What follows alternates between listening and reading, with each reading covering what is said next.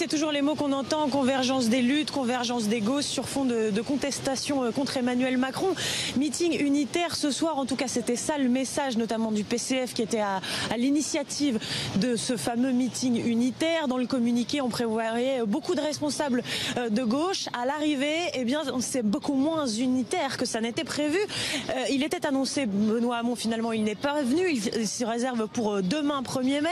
Pareil pour les députés de la France Insoumise qui n'ont pas répondu non plus à cet appel. Le PS est encore plus simple, il n'était même pas invité. Alors sur la tribune, Pierre Laurent et Olivier Besancenot ont continué à appeler à une convergence des gauches parce que c'est une semaine capitale qui s'annonce, même si cette convergence des gauches, elle s'annonce difficile. Ça le fait grincer des dents Pierre Laurent, mais il le dit quand même. Écoutez-le.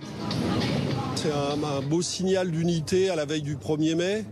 Voilà, un meeting symbolique pour dire que les forces de gauche qui seront là ce soir seront unies aux côtés de toutes les mobilisations sociales qui vont continuer, j'espère s'amplifier, et qui manifestement vont durer tous les mois de mai et juin, parce que maintenant on est rentré dans une période un peu permanente d'ébullition sociale.